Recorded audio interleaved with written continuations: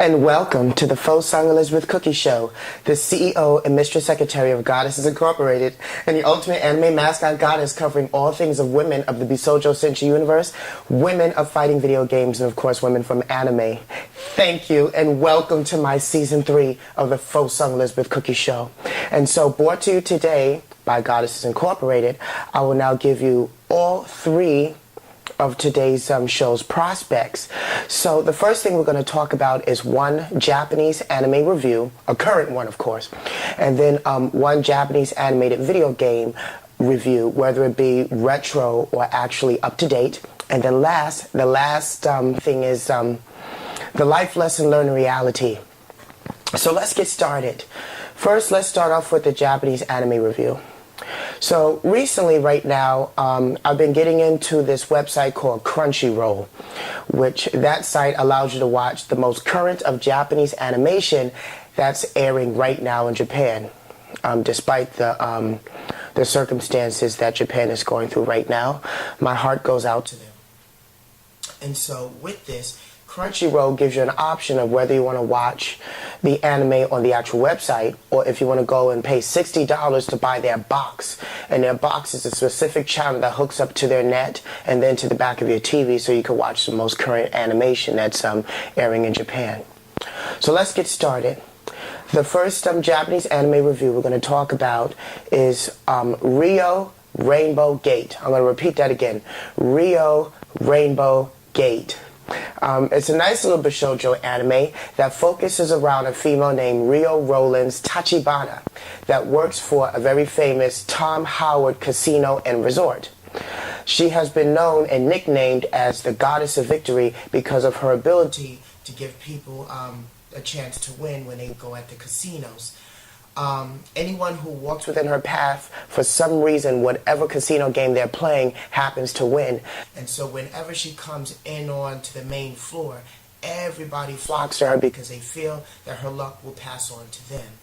But they do not understand that she has a psychic ability to control the numbers at will, whether it be roulette, blackjack 21, or a slot machine. And it's because of this rare gift that allows her and anyone else around her to actually win. As the series progresses, you find out that Rio Rollins also has a sister named Rina Tachibana, and that they were separated at birth and then they were raised much differently. The series premise focuses on 13 cards called gate cards. Gate cards are given by the International Casino Dealers Association to specific people with specific abilities. And these 13 cards result as 13 gates. And if you're a person with this card, you are then subjected to duel out into casino battles with other special people with those cards called gate battles. And so as the series goes on, you see a number of gate battles as many different special dealers from other famous casinos do battle with one another to get all 13 gate cards. Once you achieve all 13 gate cards, then you are actually crowned the most valuable dealer in all of the world of whatever specific casino that you work at. I thought it was rather interesting, new concept. It's a very interesting story. The opening theme song, Sekai to Isho ni Maruau, if I have it correct, is very catchy. I'm very happy-go-lucky. I really wouldn't call it female battle music, even though it's a Bishoujo anime, but it's very upbeat. Takes a minute to grow on you, and as you pass episode 3 or 4, you just, it's something that you may find yourself humming to. The ending theme called Take a Chance or Chance, I wasn't really feeling it too much. It didn't rub me the right way, though it's not something that I wouldn't listen to. It would have to grow on me a little bit more. So far, I've seen half of the series, and this is my honest review of it. Go to crunchyroll.com, look it up, Rio Rainbow Battle, the battle of casino dealers with gate cards. Okay, so let's now go into a Japanese anime video gaming review. Bishoujo, of course. So this one is going to be focused on a retro fighting game. I haven't done a review on it, but I believe it actually deserves a review. Nowadays, the all-female based fighting games are coming back into play in Japan. They've always been into play, but they've been a huge influx as of lately. One new game is called Skull Candy that's in production. And then, of course, the latest one, Arcana Hearts 3, which was about a year ago. Today's focus is on Asuka 120% Burning Fest. A little history about that fighting game. Of course, it's an all-female battle game. It dates back way back to the days of PC Engine, which came out shortly after the 16-bit console wars. It was a way of individuals to play CD-ROM based games on computers. And so Asuka Burning Fest was an all-female fighting game based upon women that represent their own clubs at school. So Asuka, who's the protagonist, is a chemistry major who's part of the chemistry club, and her rival, Karina Toyota, is aspiring biologist, and so she's part of the science club. The battles come together once a year for all these women to come together using martial arts-based techniques according to their club affiliation, where they do battle in this huge tournament called the Mega Fight. And the Mega Fight deals, of course, with Asuka, Karina, Umi, Tamaka, and many of the other females who represent their own club, from tennis to baseball to gymnastics, chemistry, and so on and so forth. The game, having dated back to 16-bit PC Engine, has also seen the light of day on not only Sega Saturn and also PlayStation. As I kneel down and show you these discs right here, I managed to collect all the PlayStation versions of the games, which this right here is Asuka Burning Fest Special, Burning Fest Excellent, and then a final version, which was a complete build of the game called Burning Fest Final. Now, with each game, there's always been a special undertext. Like for PC Engine, it was called Burning Fest Maxima. The series has had wide acclaim in Japan, more so, possibly more popular than the Advanced VG series. They never spawned an anime. I actually don't know why, but it has a number of drama CDs, art books, image soundtracks, separate image soundtracks for each game per system. Sega Saturn would be considered the final build of the game. It was called Burning Fest Limited. I actually have the game, and I guess I will show that sometime later on in the future. But Burning Fest Limited for Sega Saturn. And that build was supposed to eliminate the infinite combos that was actually discovered in Final. I found an infinite combo with the gymnastics girl Umi, where she hits you repeatedly, punch, ribbon, punch, ribbon, punch, ribbon, punch, ribbon, and then backflip. So the music was very catchy, and the products for the games, which is so outdated, has been, of course, way out of print and extremely hard to find. Once in a blue, I actually find some of the products on eBay. I'm still looking to collect more of the soundtracks. I managed to get one image soundtrack, which is to Maxima from PC Engine. I am still searching for the rest of the stuff, even the comic books to this day. In fact, I actually have one of the actual manga, if you hold on for a second. Here it is, right here. Burning Fest 120% manga. I actually was in a book off in New York City when I actually discovered it. So it was luck of the draw. It was $3. And I said, okay, I'll add this to my Bishoujo collection. So very nice right there.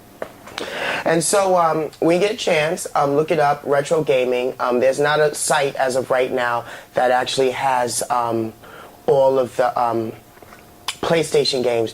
I find it relatively easy to find them. You can, either using Emule or some sort of torrent site where you can download either Special, Excellent, or Final for PlayStation, or if you have a Sega Saturn and discovered a way to burn Saturn games. Of course, if you have a chip or a RAM card that allows you to play multi-regional games, you can also get the Limited.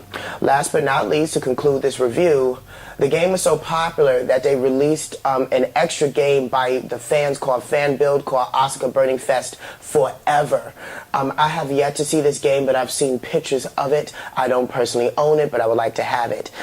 Final was supposed to be like this, Final Forever or Asuka Forever, supposed to be this fan tribute to show support of a game that most likely will never see the light of day again.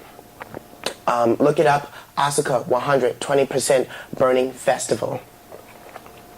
Okay, and so that now leaves us here to the last part of this episode, which is the life lesson learned in reality.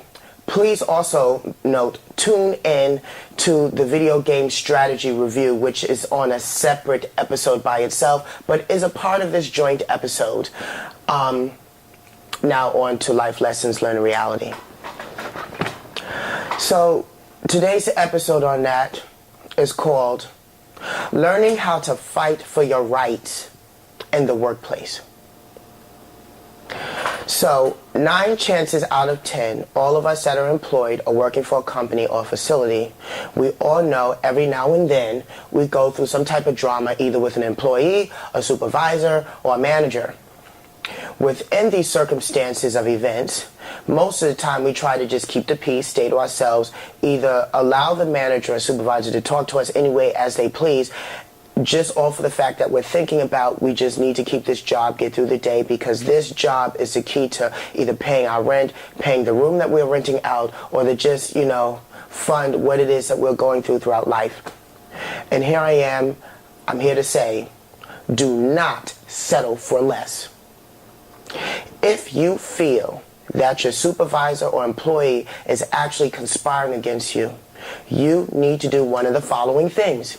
You need to create a recorded account of everything that is going on. Never ever ignore anything that happens that may be considered as a discrepancy between you, an employee, or you, a supervisor, or you and a manager. Because all the circumstances are different between you and a supervisor and you and a manager, you need to always record these accounts down. Like I said, 9 times out of 10, the manager or the supervisor that may have a problem with you or may come to you with an issue that you may feel uncomfortable about normally doesn't assume that you are going to record the events and that you're just going to sit there and take it. And this is where things have to change. You do not settle for less. And you do not take that kind of treatment wherever it is that you work. You go home and you write it down. When you're working in a corporate setting, you always record anything that may happen to you that may be considered as an incident or a discrepancy. You write down the date, the time, the place, and the person who you were speaking with, and make sure that it is an accurate account, it is honest, it is graceful, and it uses intellectual language that can be used for you, to advocate for you, that you are aware of what's going on. Use this. It may be called as a written document, and in corporate terms is also known as a paper trail. Be the first person to create a paper trail so that you may have a defense and a rebuttal if it comes down to you versus supervisor or you versus manager. That way, as you are writing all the accounts down and they have a recorded account of what you have written for that day, that makes the manager look like the person who was not keeping recorded of the events, which really they should be doing too. But because we live in such a changing economy right now where America is being seen as lazy, and no offense, some of us really are lazy, and that has to change. Our perspective in the global scene is starting to drop dramatically in terms of competitiveness. I urge all and those who are employed right now to take this advice. If you are going through something, if there is something happening to you, do not simply walk away. Write it down. Create a paper trail. That's the key word. Remember that. Create a paper trail. Write down the date, the time, the place, the person, and make sure it's real, it's honest, and it's accurate. And not only do you make a copy for yourself, but you make a copy not only for the manager above the supervisor or the manager above the manager or whoever that you need to talk to within the corporate system that is their boss of the person who you had the issue with. And so that concludes episode 1, season 3 of the Faux Sung Lesbian Cookie Show. Please do look at the separate sub-episode to this, the piece that focuses on the game strategy review. That has the live footage of the particular female character that we'll be talking about, the background history, combo information, and just basic understanding of the game in general and how to use that particular character in tournament play. Say Cookie! And thank you for tuning into Faux Sung Elizabeth Cookie's video gaming strategies. Instead of just going into the video game strategy, I always like to do a slight little background character review of the person I'm actually going to be showing you the combo videos, strategies, and tournament gameplay with, because I give the perspective of the player more insight of how I do things and the gameplay and the game itself, and how to become one with the game. As those who know me back home from New York City, and those who have gotten to know me here in the arcade scene, briefly here in San Jose, California, people understand that I am quite involved in the martial arts-based fighting games scene. And so when I play, it's a lot different than anyone else. I sing, I imitate, I do everything with the game. I'm very old school otaku, Japanese anime, and so on and so forth. So let's just get started. So today's video game strategy, of course, and the female that I'm focusing on is Mileena from Mortal Kombat 9. You know, for a while they've been pushing this female since Mortal Kombat 6 Deception, when they showed her in her Indian outfit and her short battle scene with Baraka. They never really showed the outcome of the match, but it looks like it ended in a draw. I'll be covering the majority of females from Mortal Kombat 9 from here on out for some time, along with other new games. I may cover some stuff from Marvel vs. Capcom 3. But back on topic, Mileena from Mortal Kombat 9. So let's just get to it. Who is this woman? Well, Mileena was introduced as one of 2 female assassins that were personally by Khan's right-hand side, along with Katana. Introduced in Mortal Kombat 2, but actually Mortal Kombat 12, if you know the storyline behind the scenes. Mileena was created by Shao Kahn to prohibit Katana from finding out about her past, that he actually killed her actual father and used her as the token to legitimize his rule of the realm of Edenia. Mileena, who also would find this out, would realize that she is not a complete perfect clone of Katana, but rather a grotesque imitation of not only Katana's essence, but also of Baraka. Something went wrong with the operation and with the creation, and she has the body of Katana but the face of Baraka. She would grow a bitter hatred for Katana as the centuries would go on, as they grew up together, learned the dark arts under Khan's rule. Getting to it and taking it piece by piece without any confusion for those who don't understand, Mileena was sent to look after Katana to make sure that she wouldn't conspire with the Earthrealm warriors of MK2. When she overstepped her boundaries, she was murdered by Katana before the actual match, and her essence was transported into the Netherrealm. About to face damnation into the Netherrealm, where most souls go for incompleted lives here in Earthrealm, she was given an offer that she couldn't refuse by Shinnok and his consort Quan Chi. She faced damnation or work for them. And seeing that this was an opportunity to find herself a new body and to go back into the living to get her revenge on Katana, she took the opportunity to serve under a fearful rulership of Shao Kahn's father Shinnok, who was banished into the Netherrealm ages ago. Back in Mortal Kombat 3 and given a new body, resurrected by Shinnok, she was given the power of telepathy to look after and actually read Katana's thoughts. But even then, her revenge would have to wait. She was teamed up with Noob Saibot and Ermac to spy on the events during the Mortal Kombat 3 tournament, as the majority of people subservient to Khan, Khan found himself in a state of mutiny. Of course, it was Liu Kang that delivered the final blow, and because of his defeat, not his death, would weaken the dimensional gates, which allowed not only Mileena to return back to Shinnok and conspire with an Edenian traitor known as Tanya to open up the gates to the Netherrealm. They was able to step into Outworld, as it seems, creating the Mortal Kombat 4 events. It would be a joint mission between Tanya, Mileena, Baraka, Quan Chi, and Shinnok as they stormed the Edenian Palace and put Sindel and Katana on palace arrest. Mileena allowed Katana to escape, thus seeing this an opportunity to get her revenge back so many years ago for her own death by her hands. With the defeat of Shinnok during the MK4 events, once again Mileena was bested by Katana and then locked up into the Edenian cage, where she would spend many years in that prison.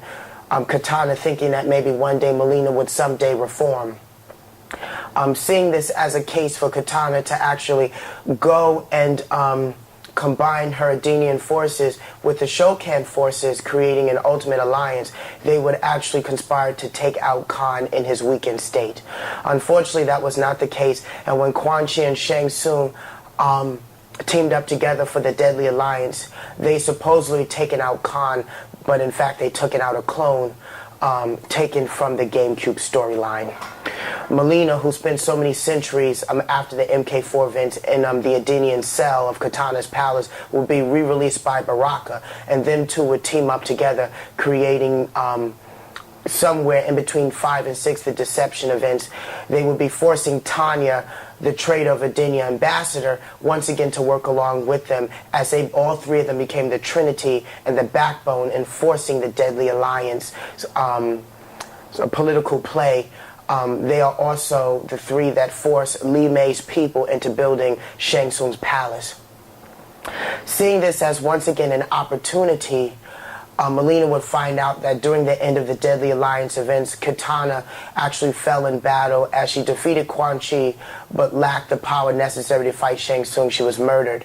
She was then resurrected by the Dragon King and forced to be the mistress of the Dragon King, and also to fight off her own mother in her palace and keep her on palace arrest. Mileena was then forced by the Dragon King to take control of what was left of Katana's army and force them into a state of damnation. Realizing that she was actually in control of the most powerful army alliance in all of Earthrealm and Outworld combined, she then seized the power for herself and took Katana's army and led them against not only Khan but Shang Tsung. She had no clue that Khan and Shang Tsung actually came together as an alliance and not only defeated her army, but then Mileena's deception was revealed before her. She then surrendered her loyalty to Shang Tsung once again. And Mileena's words from the deception event: "I am destined for greater things. I do not revel in following Shao Kahn or serving Shang Tsung. And seeing that I am greater for much better things in my lifetime, this is when Mileena will go and forward her sights onto realms that have not been taken as of yet. And that realm would be Edenia." As of right now, Mileena is now working for, once again, Shang Tsung and Shao Kahn, as we do not know the conclusion of the Armageddon Mortal Kombat 7 events.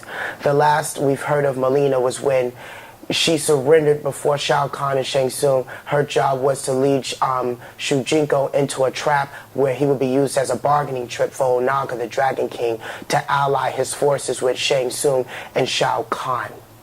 I know this seems like a lot, but this is an actual quick rundown of who Mileena is and her essence right now up until the Mortal Kombat 9 event.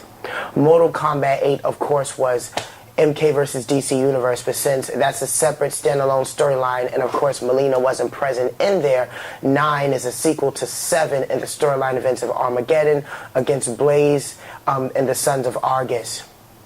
So what does Mortal Kombat 9 hold for Mileena? Since this is a blast from the past and a reiteration of the events, it seems as though Mileena actually best Katana this time around. But of course, this is a reiteration of the events and not the actual canon storyline. We will have to wait and see when the game is released April 19th and we play through story mode. Alright, enjoy the video game strategy review.